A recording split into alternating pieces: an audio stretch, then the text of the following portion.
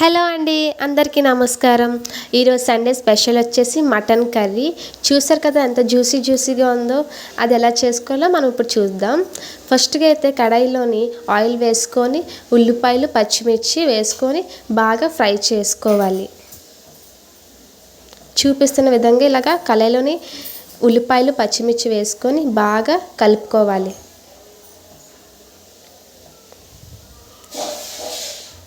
ఉల్లిపాయలు వేగేలోపు కల్లా మనం మటన్ని నీట్గా ఉడకపెట్టేసుకోవాలి. మెత్తటి ముక్కల్లాగా ఉడకపెట్టుకొని రెడీగా ఉంచుకోవాలి.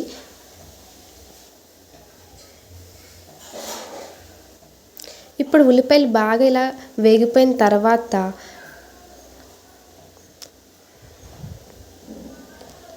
టమాటీ ముక్కలు కూడా వేసుకొని బాగా ఫ్రై చేసుకోవాలి. గుర్తుపెట్టుకోండి, ఉల్లిపాయలు గోల్డెన్ కలర్కి వచ్చినంత వరకు బాగా ఫ్రై చేసుకోవాలి. ఆ తర్వాత టమాటీ వేసుకొని నేను చూపిస్తున్న విధంగా ఇలా దగ్గరికి బాగా ఫ్రై చేసుకోవాలి. ఇప్పుడు మటన్ని వాటర్ని సపరేట్ చేసుకొని మటన్ని మనం కడాయిలోకి వేసుకోవాలి. ఇది ఉల్లిపాయలు బాగా మిక్స్ అయినంత వరకు బాగా కలుపుకోవాలి. ఇది బాగా వేగిన తర్వాత ఇప్పుడు ఉప్పు కారం తగినంత వేసుకోవాలి.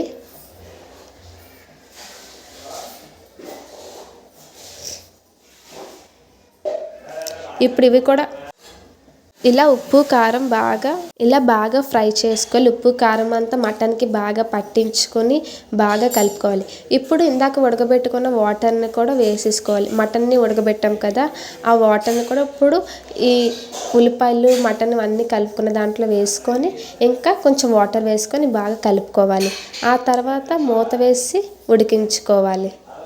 కొంత సమయం అలా ఉడికిన తర్వాత మళ్ళీ మటన్లోకి వెల్లుల్లిపాయలు అల్లం పేస్ట్ వేయండి. మేము అప్పటికప్పుడు ఫ్రెష్గా దంచుకున్నాము, అది వేసుకున్నాం మేము. ఇప్పుడు దీన్ని కూడా బాగా మిక్స్ చేసుకొని గుడ్లు కూడా వేసుకొని బాగా కలుపుకోవాలి. అంతే, ఇంకా మటన్ కర్రీ అయితే రెడీ అయిపోయింది. Juicy mutton curry. ఇప్పుడు ఒక గిన్నెలోకి సర్వ్ చేసుకొని చూడండి ఎంత చక్కగా వచ్చిందో. జ్యూసీగా మటన్ ముక్కలు మెత్తగా.